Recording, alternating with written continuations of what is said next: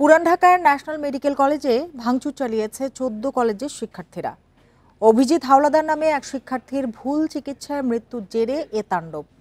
বিক্ষুব্ধদের অভিযোগ, 10,000 টাকায় ঘটনাটি ধামাচাপা দেওয়ার চেষ্টা করে কর্তৃপক্ষ। পরিস্থিতি নিয়ন্ত্রণে কলেজ কর্তৃপক্ষের সাথে কথা বলে ব্যবস্থা নেওয়ার কথা জানিয়েছে ডিএমপি। রোববার দুপুরে ভুল চিকিৎসায় সহপাঠীর মৃত্যুর অভিযোগ তুলে হঠাৎ ঢাকা ন্যাশনাল মেডিকেল ইনস্টিটিউট হাসপাতালে শুরু হয় তাণ্ডব। ডক্টর মাহবুবুর রহমান মোল্লা কলেজের শিক্ষার্থীরা ভাঙচুর শুরু করলেও তাদের সাথে যোগ দেয় আশপাশের কয়েকটি কলেজের ছাত্ররাও। সহপাঠীর মৃত্যুর বিচার চায় তারা।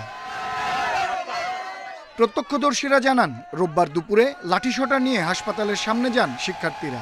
এ সময় প্রধান গেট বন্ধ থাকায় ভাঙচুর শুরু করে তারা। তবে এক পর্যায়ে 14 কলেজের শিক্ষার্থীদের সাথে কবি নজরুল ও সোহরাওয়ার্দী কলেজের শিক্ষার্থীদের বিরোধ দেখা দেয়। পাল্টাপাল্টি ধাওয়ায় অন্তত 7 জন আহত হয়। শিক্ষার্থীদের অভিযোগ, 10,000 টাকা দিয়ে অভিজিতের মৃত্যু ধামাচাপা দেওয়ার চেষ্টা করে হাসপাতাল কর্তৃপক্ষ। আমরা আসছিলাম হলো বিচার চাইতে, যে আমাদের ভাই মরছে, আজকে একটা ভাই মরছে, আরেকদিন আবার আরো 2টা ভাই মরবে। এমনি অনেক আমজনতা মারা যাইতেছে, কিন্তু তারা আওয়াজ তুলতে পারতেছে না, কিছু বলতেও পারতেছে না। আমাদের হসপিটালে যেহেতু একটা সমস্যা হয়েছে, এটা সবাই মিলে কথা বলবো, দেখবে এটা না করে ওনারা উল্টা আরো লোক টোক জড়ো করে আমাদের মারামারি করে একটা খারাপ বিশৃঙ্খলা পরিবেশ তৈরি করলো। শুনলাম বলে রুগী বলে একজন মারা গেছে, স্টুডেন্ট, এই জন্য ওরা করছে, ওরা আমাদের কোনো ক্ষতি করে নেই। সংঘর্ষের খবর পেয়ে ঘটনাস্থলে যায় পুলিশ। শিক্ষার্থীদের ছত্রভঙ্গ করতে টিয়ার শেল ছোড়া হয়। কলেজ কর্তৃপক্ষের সাথে কথা বলে ব্যবস্থা নেওয়ার আশ্বাস দিয়েছে ডিএমপি। মাহবুবুর রহমান মোল্লা কলেজ সহ আরো বেশ কয়েকটি কলেজের ছাত্ররা এসে আশেপাশে সোহরাওয়ার্দী কলেজ, কবি নজরুল কলেজ এবং ন্যাশনাল হাসপাতালে ভাঙচুর চালায়। এখন আমাদের পুলিশের ঊর্ধ্বতন কর্মকর্তা সহ সংশ্লিষ্ট সূত্রাপুর থানা পুলিশরা হাসপাতাল কর্তৃপক্ষের সাথে আলাপ করছে এবং বর্তমান পরিস্থিতি স্বাভাবিক রয়েছে। ডেঙ্গু আক্রান্ত হয়ে ন্যাশনাল মেডিকেলে চিকিৎসাধীন অবস্থায় 18 নভেম্বর মারা যান ডক্টর মাহবুবুর মোল্লা কলেজের শিক্ষার্থী অভিজিৎ হাওলাদার। আনোয়ার সাদাত নূর, ইন্ডিপেন্ডেন্ট নিউজ, ঢাকা। অটোরিকশা বন্ধের প্রতিবাদে গণ অবস্থান কর্মসূচি স্থগিত করেছে চালকরা। সোমবার সকাল 11টায় ডিএমপি কমিশনারের সাথে বৈঠকের আশ্বাসে কর্মসূচি স্থগিত করা হয়। এছাড়া অটোরিকশা বন্ধে হাইকোর্টের আদেশ স্থগিতে চেম্বার আদালতে আবেদন করবে রাষ্ট্রপক্ষ। স্বরাষ্ট্র উপদেষ্টা বলছেন, এ বিষয়ে আদালতের নির্দেশের অপেক্ষায় রয়েছে সরকার। অটোরিকশা বন্ধের প্রতিবাদে রোববার সকাল 11টায় জাতীয় প্রেস ক্লাবের সামনে জড়ো হন অটোরিকশা চালকেরা। বন্ধ করে দেন যান চলাচল। একই সময় মোহাম্মদপুর যাত্রাবাড়িতেও সড়ক অবরোধ করেন অটো চালকেরা। যানজটে ভোগান্তিতে পড়ে নগরবাসী। যদি অটো গাড়ি না চলে, কর্ম যদি না থাকে, তাহলে গরিব মানুষ কি খাইবে? আমাদের হয় অটো গাড়ি দেন, নয় একটা কর্ম দেন। একটা রায় পাবো, ততক্ষণ আমরা আন্দোলন করবো। থেকে আমার পরীক্ষা শুরু স্টুডেন্টের, এখন আমি সময় মতো পৌঁছাতে পারি না। অনেক টাইমও কনজিউম হচ্ছে, আমার অফিসে যেতে লেট হচ্ছে, ওইদিকে আমার কথা শুনতে হচ্ছে। ব্যাটারি চালিত যানবাহনের লাইসেন্স ও রুট পারমিটের দাবি জানানো হয়। একই সাথে আন্দোলনে গ্রেপ্তার চালকদের মুক্তির দাবিও জানান নেতারা। বৈষম্য বিরোধী আন্দোলন যাদের বিরুদ্ধে প্রথম বৈষম্য করলো তারা হচ্ছে রিকশা শ্রমিক। আমরা তীব্র নিন্দা জানাই। অটো চালকদের আন্দোলনে সমর্থন দিয়েছে সিপিবি ও উদীচী। হাইকোর্টের আদেশ প্রত্যাহারের দাবি তাদের। সরকার কতগুলো অন্যায় নির্দেশ দেওয়ার মাধ্যমে তাদের জীবনকে দুর্বিষহ করার এক অন্ধকার হাতছানিকে নিদর্শন দেখিয়েছে। ডিএমপি কমিশনারের সাথে বৈঠকের আশ্বাসে বেলা 1টার দিকে স্থগিত হয় কর্মসূচি। আমরা আশা করি প্রশাসন এই শ্রমিকদেরকে মানুষ হিসেবে বিবেচনায় নিয়ে আমাদের সাথে এই শ্রমিকের যেই সংকট, সেই সংকট নিরসনে আমাদের সাথে ভূমিকা রাখবেন। ব্যাটারি রিকশা চলবে কিনা সে বিষয়ে আদালতের নির্দেশের অপেক্ষায় সরকার। একথা জানিয়ে শান্তিপূর্ণ আন্দোলনের আহ্বান জানান স্বরাষ্ট্র উপদেষ্টা। তাদের ক্ষেত্রে তো সবসময় তো আহ্বান যে তারা একটা শান্তিপূর্ণভাবে তাদের প্রোগ্রামটা চালায়, শান্তিপূর্ণভাবে। ভাঙ্গাভাঙ্গি তো কেউ চায় না, কেউ চাচ্ছে ভাঙ্গাভাঙ্গি। এটা করে কিন্তু তারা তাদের পপুলারিটি হাঁটাচ্ছে। রাজধানীতে ব্যাটারি রিকশা বন্ধে 3 দিনের মধ্যে পদক্ষেপ নিতে মঙ্গলবার নির্দেশ দেন হাইকোর্ট।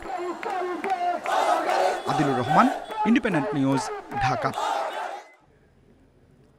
প্রথম আলোর সামনে বিক্ষোভকারীদের সঙ্গে আইনশৃঙ্খলা বাহিনীর ধাওয়া পাল্টা ধাওয়ার ঘটনা ঘটেছে। রোববার সন্ধ্যা 6:30টার দিকে এই ঘটনা ঘটে। এ সময় বিক্ষোভকারীদের সরিয়ে দিতে পুলিশ টিয়ারশেল ও সাউন্ড গ্রেনেড ব্যবহার করেছে। এ সময় দুজনকে আটক করেছে পুলিশ। দুপুরে রাজধানীর কারওয়ান বাজারে প্রথম আলো কার্যালয়ের সামনে ভারতের আগ্রাসনের প্রতিবাদে গরু জবাই কর্মসূচি শুরু করে বিক্ষোভকারীরা। তাদের অভিযোগ, প্রথম আলো ও ডেইলি স্টার ভারতের আগ্রাসনে সহায়তা করছে, ফলে তাদের তওবা করার জন্য জিয়াফত কর্মসূচি করা হয়। এ ঘটনায় কারওয়ান বাজার এলাকায় সেনা সদস্য ও বাড়তি পুলিশ মোতায়েন করা হয়েছে। এর আগে বৃহস্পতি ও শুক্রবার প্রথম আলো ডেইলি স্টারের সামনে বিক্ষোভ করে তারা।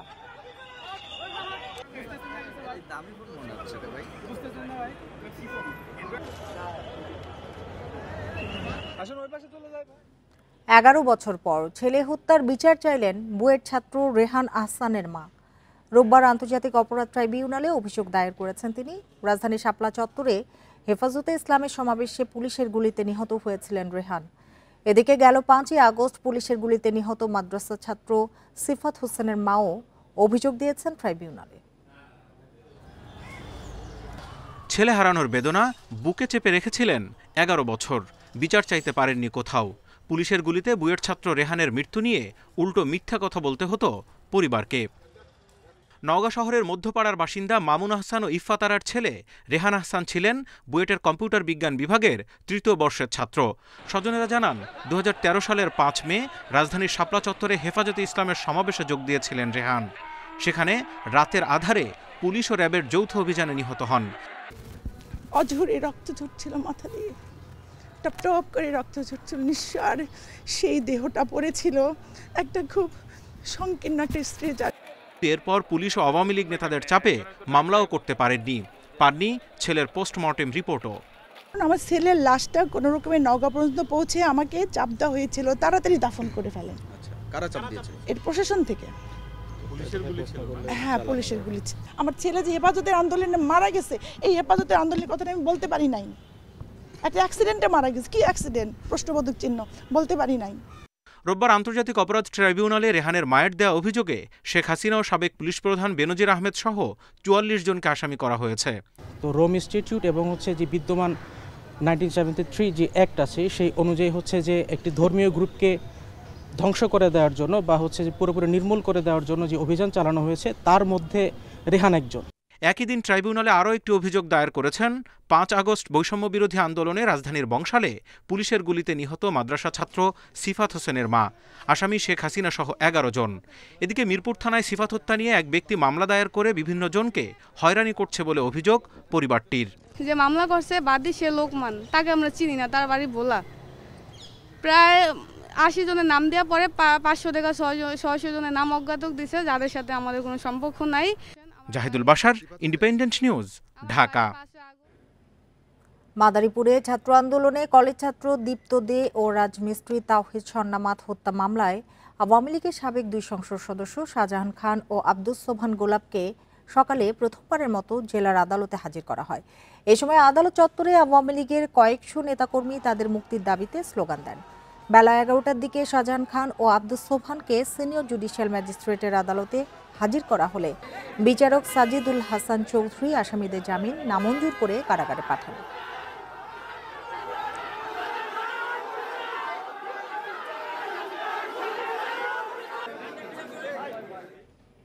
ঝিনাইদহে নাশকতা ও হত্যা মামলায় গ্রেপ্তার আওয়ামী লীগের সাবেক 2 সংসদ সদস্যকে অন্তর্বর্তীকালীন জামিন দিয়েছে আদালত। বিকেলে জেলা ও দায়রা জজ আদালতের বিচারক ইমরান হোসেন চৌধুরী জামিন আবেদন মঞ্জুর করেন। ঝিনাইদহ 1 আসনের সাবেক সংসদ সদস্য নায়েব আলী জোয়ারদারকে 2 মামলায় 7 দিনের এবং ঝিনাইদহ 2 আসনের সাবেক সংসদ সদস্য তাহজিব আলম সিদ্দিকী শমীকে 3 মামলায় 20 দিনের অন্তর্বর্তীকালীন জামিন দেওয়া হয়। গত 13 সেপ্টেম্বর জেলা বিএনপির দলীয় কার্যালয় ও দলটির সভাপতির বাড়িতে হামলা এবং আগুন দেওয়ার ঘটনায় নায়েব আলী জোয়ারদারকে তার বাড়ি থেকে গ্রেপ্তার করা হয়।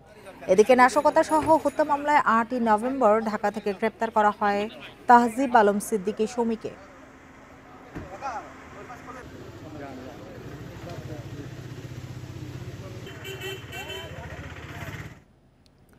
গায়ের জোরে একতরফা আর কোনো নির্বাচন করা হবে না বলে জানিয়েছেন নতুন প্রধান নির্বাচন কমিশনার AM নাসির উদ্দিন। বিকেলে রাজধানীর আগারগাঁওয়ে নির্বাচন কমিশন সচিবালয়ে সাংবাদিকদের সাথে মত বিনিময়ে তিনি একথা বলেন। নতুন সিইসি বলেন, চ্যালেঞ্জ একটাই, আর তা হলো সুষ্ঠু ও গ্রহণযোগ্য নির্বাচন আয়োজন। প্রতিদিনই নতুন চ্যালেঞ্জ আসবে মন্তব্য করে তা মোকাবিলায় কমিশন প্রস্তুত বলে জানান তিনি। প্রধান নির্বাচন কমিশনার বলেন, আগে যেসব ভুল হয়েছে তা না করার চেষ্টা করবে নতুন ইসি। কমিশন কোনো ভুল করলে তা ধরিয়ে দেওয়ার আহ্বান জানান তিনি। দায়িত্ব সঠিকভাবে পালন করার পাশাপাশি জাতির প্রত্যাশা পূরণে প্রয়োজনীয় সবকিছু করা হবে বলে মন্তব্য করেন এএমএম নাসির উদ্দিন। এবং আমরা একতরফা নির্বাচনে বিশ্বাস করি না। ওই একতরফা করে তো বুঝতে পারতেছেন, তাই দেশের কি 12টাতে বাজে গেছে আপনি বুঝতেছেন। আপনি এই একতরফার জন্যই তো গায়ের জোরে ইলেকশন করতে গেলে যা হওয়ার তা তো হয়েছেই। আমরা কোনো গায়ের জোরে ইলেকশন দেখতে চাই না, কোনো একতরফা ইলেকশন আমরা দেখতে চাই না। আমরা একটা প্রতিযোগিতামূলক এবং আমরা একটা লেভেল প্লেয়িং ফিল্ড আমরা ক্রিয়েট করে দেব। যে কোনো মূল্যে আগামী সংসদ নির্বাচন অবাধ ও সুষ্ঠু করা হবে বলে জানান নতুন প্রধান নির্বাচন কমিশনার এএমএম নাসির উদ্দিন। বলেন, শপথের সম্মান রাখা হবে। রোববার দুপুরে শপথ নেওয়ার পর এসব কথা বলেন তিনি। প্রধান বিচারপতি সৈয়দ রেফাত আহমেদ সিইসি ও 4 কমিশনারকে শপথ বাক্য পাঠ করান। পরে বিকেলে আগারগাঁওয়ে নির্বাচন কমিশন সচিবালয়ে সাংবাদিকদের সাথে মত বিনিময় করেন সিইসি। বলেন, গায়ের জোরে একতরফা আর কোনো নির্বাচন করা হবে না। আড়াই মাস পর নির্বাচন কমিশনের সাংবিধানিক শূন্যতা কাটল। শপথ নিলেন প্রধান নির্বাচন কমিশনার সহ অন্য নির্বাচন কমিশনার। রোববার দুপুর 1টার দিকে সুপ্রিম কোর্টের জাজেস লাউঞ্জে আসেন এএমএম নাসির উদ্দিন, আনোয়ারুল ইসলাম সরকার, আব্দুর রহমানেল মাসুদ, তহমিদা আহমদ ও অবসরপ্রাপ্ত ব্রিগেডিয়ার জেনারেল আবুল ফজল মোহাম্মদ সানাউল্লাহ। উপস্থিত ছিলেন আপিল বিভাগের বিচারপতিরা, মন্ত্রিপরিষদ সচিব, নির্বাচন কমিশন সচিবালয়ের সচিব ও সুপ্রিম কোর্ট প্রশাসনের কর্মকর্তারা।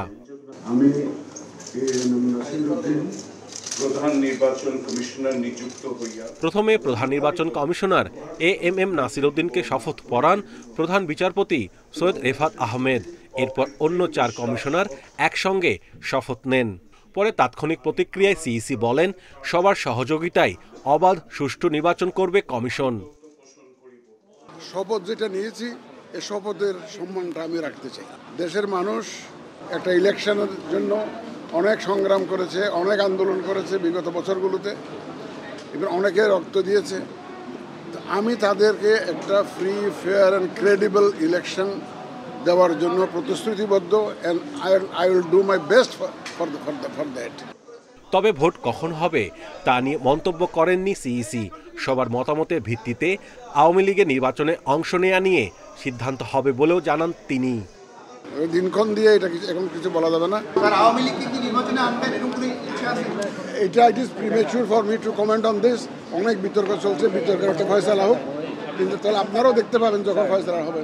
এই কমিশনের অধীনেই হবে ত্রয়োদশ জাতীয় সংসদ নির্বাচন সহ অন্যান্য স্থানীয় নির্বাচন। আগামী 5 বছর দায়িত্ব পালন করবে এই commission. Mahmudul Hasan, independent news, Dhaka. সংস্কার ছাড়া নতুন নির্বাচন কমিশন গঠন, নির্বাচন কমিশনারদের নিয়োগ এবং শপথ গ্রহণের সিদ্ধান্ত প্রত্যাখ্যান করেছে জাতীয় নাগরিক কমিটি। বিকেলে রাজধানীর বাংলা মোটরে সংগঠনটির কার্যালয়ে সংবাদ সম্মেলনে প্রত্যাখ্যানের সিদ্ধান্ত জানান নাগরিক কমিটির মুখপাত্র সামান্তা শারমিন। জানান, সংস্কার কাজ শেষ হওয়ার আগে পুরনো আইনের অধীনে নির্বাচন কমিশন গঠন করা যুক্তিযুক্ত হয়নি। আওয়ামী সরকারের রাষ্ট্রপতির অধীনে কারো নিয়োগ বৈধ হতে পারে না বলেও মন্তব্য তাদের। নাগরিক কমিটির অভিযোগ, রাজনৈতিক দলগুলো চাপের কাছে নতি স্বীকার করে তড়িঘড়ি করে নির্বাচন কমিশন গঠন করা হয়েছে, যা গণ অভ্যুত্থানের আদর্শ বিরোধী। অভ্যুত্থান বিরোধীদের বিরুদ্ধে প্রয়োজনে আন্দোলনে যাওয়ার হুঁশিয়ারিও দেন তারা। আমরা জাতীয় নাগরিক কমিটির পক্ষ থেকে অবৈধ রাষ্ট্রপতির অধীনে ফ্যাসিস্ট আইনি কাঠামো গঠিত নির্বাচন কমিশন প্রত্যাখ্যান করছি এবং অবিলম্বে নির্বাচন কমিশন সহ আইনটি বাতিল করে নতুন আইনের ভিত্তিতে একটি নিরপেক্ষ ও অবিতর্কিত নির্বাচন কমিশন গঠনের জোর দাবি জানাচ্ছি। অবাধ, অংশগ্রহণমূলক ও নিরপেক্ষভাবে জাতীয় স্থানীয় সরকার নির্বাচন আয়োজনের লক্ষ্যে নাগরিক সমাজ, শিক্ষক ও বুদ্ধিজীবীদের সাথে সংলাপ করেছে নির্বাচন ব্যবস্থা সংস্কার কমিশন। সকালে নির্বাচন কমিশন সচিবালয়ে মতবিনিময় সভা অনুষ্ঠিত হয়। এতে না ভোট ফিরিয়ে আনা, নির্বাচন সংশ্লিষ্ট মামলা নির্বাচন কমিশনের নিষ্পত্তি, স্বচ্ছতা নিশ্চিত করা সহ বেশ কিছু পরামর্শ দেন নাগরিক সমাজের প্রতিনিধিরা। এছাড়া সরাসরি ভোটের মাধ্যমে রাষ্ট্রপতি নির্বাচন, অর্থের উৎসের স্বচ্ছতা নিশ্চিত করা, ইভিএম বনাম অনলাইন ভোট এবং হলফনামা সঠিকভাবে যাচাই বাছাইয়েরও প্রস্তাবও উঠে আসে। মনে হলো যে সকলে রেখেও আমাকে এখানে আসতে হয়েছে। তো যে কারণে তো ফ্যাসিস্ট সরকারের আগে কিন্তু একটা সিস্টেম ছিল না ভোটের একটা, যে আমার কাউকে পছন্দ হলো না, তো সেটার কথা আমি বললাম যে এটাকে রাখা যায় কিনা। তো এটা তারা বললো যে হ্যাঁ, এটা একটা ভালো প্রস্তাব, না ভোটের একটা সিস্টেম থাকবে। একে অপরকে প্রশ্ন করেছি, আমরা বোঝার চেষ্টা করেছি, জানার চেষ্টা করেছি। তো এই আলোচনা থেকে যেটা সুস্পষ্ট হলো যে প্রায় সবাই, আমি বলবো কেউ এর বিরোধিতা করে নাই আমাদের তত্ত্বাবধায়ক সরকারের প্রয়োজনীয়তার কথা। সবাই একমত ছিল। আর নির্বাচন কমিশনকে স্বাধীন করতে হবে, শক্তিশালী করতে হবে, বিশেষত আর্থিক স্বাধীনতা দিতে হবে। শেখ হাসিনা এমন লোকদের নির্বাচন কমিশনে নিয়োগ দিয়েছিলেন যারা তার কথা মতো কাজ করতেন, এমন মন্তব্য করেছেন বিএনপির যুগ্ম মহাসচিব রুহুল কবির রিজভী। দুপুরে নাটোরের আলাইপুরে জেলা বিএনপি কার্যালয়ে সংবাদ সম্মেলনে তিনি আরও বলেন, নির্বাচন কমিশন একটা স্বাধীন ও সাংবিধানিক সংস্থা, তাদের নিজস্ব ক্ষমতা রয়েছে। কিন্তু শেখ হাসিনার আমলে যারা নিয়োগ পেয়েছিলেন তাদের কাছে অবাধ সুষ্ঠু নির্বাচনের কোনো মূল্য ছিল না। বর্তমান নির্বাচন কমিশনের কাছে নির্বিঘ্নে কেন্দ্রে গিয়ে ভোট দেওয়ার প্রত্যাশা করেন রুহুল কবির রিজভী। এর আগে তিনি বিএনপি নেতাকর্মীদের হামলায় আহত আওয়ামী কর্মী উজ্জ্বল কুমার মণ্ডলের পরিবারের সদস্যদের সাথে কথা বলেন। জড়িতদের বিরুদ্ধে আইনি ব্যবস্থা নিতে থানার ওসির প্রতি আহ্বান জানান রুহুল কবির রিজভী। এমন লোকদের দিয়ে নির্বাচন কমিশন করতেন যারা শেখ হাসিনার কৃতদাস হিসাবে কাজ করত। এদের কাছে অবাধ সুষ্ঠু নির্বাচন, এদের কাছে কি বলে যে ইনক্লুসিভ নির্বাচন, এটা কোনো মূল্যই ছিল না, ভোটারদের কোনো দামই ছিল না। বর্তমান নির্বাচন কমিশনের কাছে সেই ধরনেরই মানুষের প্রত্যাশা, ভোটাররা নির্বিঘ্নে ভোট দিতে যাইবে। স্বৈরাচার থেকে গণতন্ত্রের পথে আসতে সরকারকে দ্রুত প্রয়োজনীয় সংস্কার করে ভোটের অধিকার ফিরিয়ে দিতে হবে বলে মন্তব্য করেছেন বিএনপি স্থায়ী কমিটির সদস্য ডক্টর আব্দুল মঈন খান। সকালে রাজধানীর শেরেবাংলা নগরে বিএনপির প্রতিষ্ঠাতা ও শহীদ রাষ্ট্রপতি জিয়াউর রহমানের সমাধিতে শ্রদ্ধা নিবেদন শেষে এসব কথা জানান তিনি। পরে মঈন খান বলেন, একটি দল জনগণের উপর অত্যাচার করে ছাত্র জনতার প্রতিরোধের মুখে দেশ ছেড়ে পালিয়েছে। স্বৈরাচার বিদায় নিয়েছে বলেই দেশের মানুষ মুক্তি পেয়েছে। আওয়ামী লীগ সরকারের পতনের আরও একটি প্রধান কারণ তাদের অর্থনৈতিক যে ব্যর্থতা, তাদের দুর্নীতি, তাদের লুটপাট। তারা লক্ষ কোটি টাকা এদের থেকে পাচার করে বিদেশে নিয়ে গিয়েছিল। গাজীপুরের হোতাপাড়ায় দায়ের করা বিস্ফোরক মামলা থেকে বিএনপির ভারপ্রাপ্ত চেয়ারম্যান তারেক রহমান সহ ৩২ জনকে অব্যাহতি দিয়েছে আদালত। রোববার জেলা ও দায়রা জজ আদালতের বিশেষ ট্রাইব্যুনাল ৩-এর বিচারক মোহাম্মদ বাহাউদ্দিন কাজী এ রায় দেন। 2015 সালের জানুয়ারিতে গাজীপুরের খাসপাড়া এলাকায় বাসে পেট্রোল ঢেলে আগুন দেওয়ার ঘটনায় 18 জনের নাম উল্লেখ সহ অজ্ঞাত 40 থেকে 45 জনের বিরুদ্ধে বিস্ফোরক আইনে মামলা করে পুলিশ।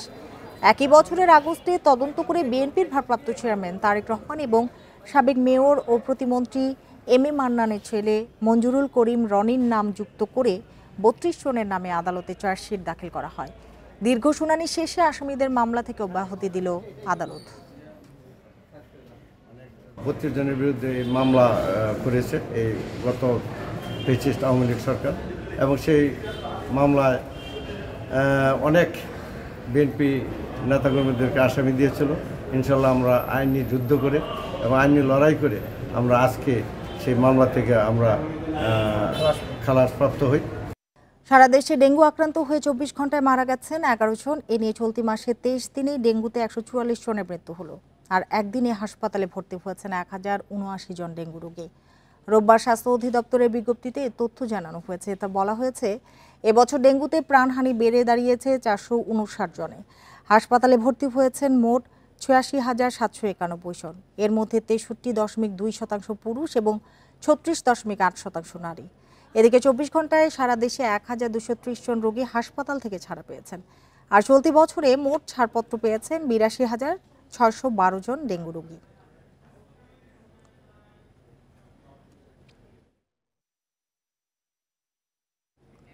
তেতাল্লিশ থেকে 47তম বিসিএস পরীক্ষায় উত্তীর্ণদের মধ্যে থেকে ক্যাডার ও নন ক্যাডার পদে 18,149 জনকে নিয়োগ দেবে সরকার।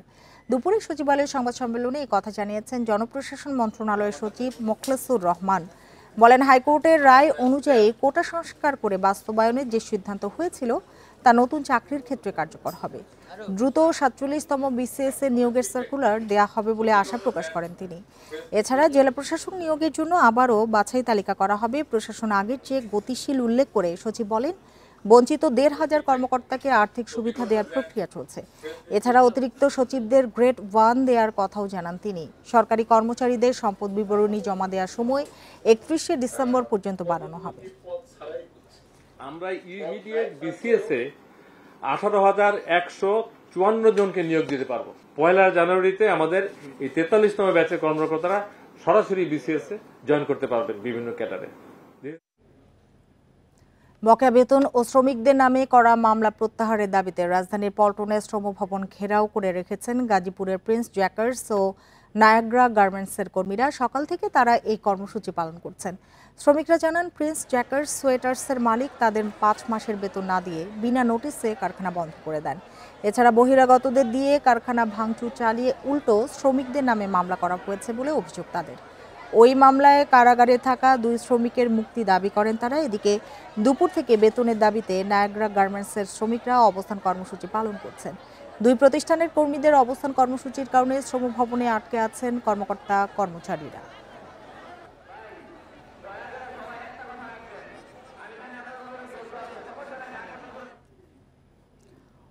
উচ্চ মূল্যস্ফীতি ও আয় বৈষম্যে সাধারণ জীবনযাপন বিঘ্নিত হচ্ছে দেশের বড় জনগোষ্ঠীর। কল্যাণ রাষ্ট্রের ভাবনা থেকে এসব মানুষের ন্যূনতম আয় নিশ্চিতের তাগিদ দিচ্ছেন বিশ্লেষকেরা। রোববার রাজধানীর এক হোটেলে সিপিডি আয়োজিত মত বিনিময়ে আলোচকরা বলেন, এমন কর্মসূচি বাস্তবায়নে দুর্নীতি অপচয় রোধ করা গেলে দারিদ্র্য বিমোচন টেকসই হবে। দেশে দারিদ্র্য সীমার নিচে বাস করে 20% মতো মানুষ। এর বাইরেও অর্থনৈতিক ঝুঁকিতে আরও অনেকেই। পর্যবেক্ষকরা বলছেন, দীর্ঘদিনের অপশাসনে বেড়েছে আয় বৈষম্য, নিত্যপণ্যের চড়া দামে নাজুক এসব নিম্ন আয়ের মানুষের যাপিত জীবন। 2025-26 সালের যে বাজেট হবে সেইখানে এই ধারণাটাকে আমরা অন্তর্ভুক্ত করতে চাই। সিপিডির গবেষণা বলছে, সারা দেশে প্রায় 36% পরিবার খেয়ে পরে বাঁচার লড়াইয়ে পিছিয়ে পড়ছে। ন্যূনতম নিশ্চিত আয়ে পরিবার প্রতি 4,540 টাকা মাসিক সহায়তা করতে সরকারি বাজেট বরাদ্দ দরকার 75,000 কোটি টাকার বেশি। 11 অতি দরিদ্রপ্রবণ জেলায় এমন কর্মসূচিতে খরচ হবে প্রায় 15,000 কোটি টাকা। যদি আমি রেডিমেড গার্মেন্টসের কথাও বলি, এটাতে যদি একজন যে মিনিমাম ওয়েজটা আছে, যদি পরিবারে যদি 4 জন থাকেন, এটা আমাদের বাংলাদেশেরই আমাদের পভার্টি লাইনের নিচে। এই জায়গা থেকেই কিন্তু আমাদের আসছে যে আমরা এই মিনিমাম গ্যারান্টিড ইনকামটা আমাদের জনগণকে দিতে পারি না। আলোচকরা বলেন, সামাজিক সুরক্ষায় বিচ্ছিন্নভাবে চলমান কর্মসূচিগুলোকে সমন্বিত করতে হবে, দূর করতে হবে রাজনৈতিক প্রভাব ও দুর্নীতি। সেই সঙ্গে বড় অঙ্কের অর্থ সংস্থানে রাজস্ব আয় বাড়াতে জোর দেওয়া হয়। পাইলট প্রজেক্টটা করাটা ভালো হবে। আমি শিওর তখন আমাদের অনেক দাতা গোষ্ঠী আছে, তারা আমাদেরকে সাপোর্ট করবে। বাট টু এনশিওর যে আমাদের ট্যাক্স রেভিনিউ কিন্তু বাড়াতে হবে, কারণ এটা যদি আমরা খালি ওই একদম এক্সট্রিম পড়ে থেকে যাই তাহলে কিন্তু আমরা এগোতে পারবো না। কল্যাণ রাষ্ট্র বিনির্মাণে সর্বজনীন স্বাস্থ্য ও শিক্ষা ব্যবস্থা দারিদ্র্য বিমোচনে বড় ভূমিকা রাখতে পারে বলে মনে করেন এই রাজনীতিবিদ, যেখানে বিতরণের দুর্বলতাও এড়ানো সহজ। 10,000 কোটি টাকার প্রজেক্ট 30,000 কোটি টাকা না করলে তো প্রবলেম হয় না, তাই না? এটা তো আমরা দেখেছি বাংলাদেশে। আপনি যদি দেশকে, দেশের মানুষকে সার্ভিস দিতে পারেন সত্যিকার অর্থে, তখন আপনি ক্লেম করতে পারবেন যে আপনাকে ট্যাক্স কালেকশনটা আপনি তখন অনেক ইজিয়ার হয়ে যায়। সর্বজনীন ন্যূনতম আয় নিশ্চিতের মতো নীতি বাস্তবায়নে রাজনৈতিক সদিচ্ছা ও ঐকমত্যের ওপরও জোর দেন বক্তারা।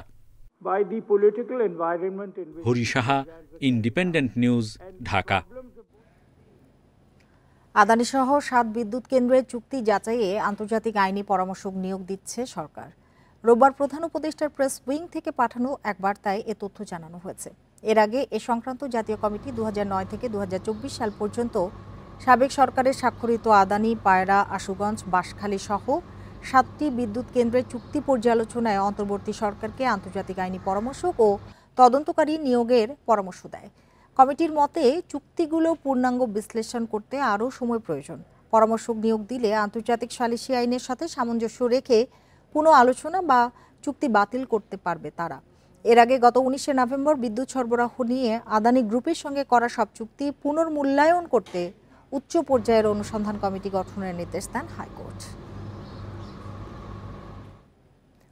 যাত্রী হয়রানির অভিযোগে 3 দিন ধরে বন্ধ বেনাপোল রুটে দূরপাল্লার বাস চলাচল। পরিবহন মালিকদের দাবি, প্রশাসনের সাথে বৈঠক করে সিদ্ধান্ত নেওয়ার পরও রাতের বেলায় যাত্রীদের বন্দর থেকে 4 কিলোমিটার দূরে বাস টার্মিনালে নামিয়ে দেওয়া হয়। এ নিয়ে পৌর ও বন্দর কর্তৃপক্ষ পাল্টাপাল্টি দোষারোপ করলেও সমাধানের উদ্যোগ না থাকায় বিপাকে যাত্রীরা। পাসপোর্ট যাত্রীদের জন্য বেনাপোল বন্দর আন্তর্জাতিক বাস টার্মিনাল ব্যবহার করতেন বাস মালিকরা। যানজট নিরসনে রাতের বাস বন্দর টার্মিনালে থামানো এবং দিনে দূরপাল্লার বাস থামানোর সিদ্ধান্ত হয় পৌর বাস টার্মিনালে, কিন্তু রাতের বাস বন্দর টার্মিনালে ঢুকতে না দেওয়ার অভিযোগ উঠেছে। প্রতিবাদে শুক্রবার রাত থেকে সারা দেশে বাস চলাচল বন্ধ করে দেয় মালিক সমিতি। মধ্যরাতে যাত্রীদের 4 কিলোমিটার দূরের টার্মিনালে নামিয়ে দেওয়ায় নিরাপত্তাহীনতার অভিযোগ পরিবহন সংশ্লিষ্টদের। হঠাৎভাবে ডিসিশন নিচ্ছে রাত 2টোর সময় গাড়ি আটকায় দিয়েছে, সমস্ত পরিবহন আটকানোর পরে পুরসভার স্টাফরা আমাদের ম্যাক্সিমাম সুপারভাইজারের মারধর করছে। যাত্রী হয়রানি বন্ধে দূরপাল্লার বাস বন্ধ থাকায় দুর্ভোগে পড়েছেন যাত্রীরাই। ব্যক্তিগত গাড়ি ও ট্রেনে করে বেনাপোলে যাতায়াত করতে হচ্ছে পাসপোর্ট যাত্রীদের। রাত 2টো 12টা 1:30 সময় গাড়ি আসছে, এই যাত্রী ওখান থেকে পর্যন্ত আসা, টাকা পয়সা ডলার পাসপোর্ট এদের দায়িত্ব নেবে কিনা। 3টা বাজে সেই সময় আমাদের নামিয়ে দেওয়া হয় এবং অনেক হয়রানি পরে আমরা এখানে আইসা পৌঁছাই। বন্দর কর্তৃপক্ষ জানিয়েছে, ঊর্ধ্বতন কর্তৃপক্ষের নির্দেশে বন্ধ রাখা হয়েছে আন্তর্জাতিক চেকপোস্ট বাস টার্মিনাল। তবে ঢাকা কলকাতা বাস যাচ্ছে চেকপোস্ট হয়েই। বেনাপোল আন্তর্জাতিক স্থলবন্দরের বাস টার্মিনালটি আপাতত বন্ধ রয়েছে ঊর্ধ্বতন কর্তৃপক্ষের নির্দেশে। তবে ভারতগামী আন্তর্জাতিক যে বাসগুলো আছে এগুলো চলাচল করছে। কর্তৃপক্ষের নির্দেশ মোতাবেক আমরা আবার পুনরায় চালু করব। বেনাপোল রুটে প্রতিদিন দূরপাল্লার শতাধিক বাস চলাচল করে। দ্রুত সমস্যার সমাধান চেয়েছেন যাত্রীরা। Independent news. এই ছিল এখনকার সংবাদে। ইন্ডিপেন্ডেন্ট টেলিভিশনের সব খবর আরো বিস্তারিত জানতে চোখ রাখুন ফেসবুক, ইউটিউব এবং এক্সে। ধন্যবাদ সবাইকে।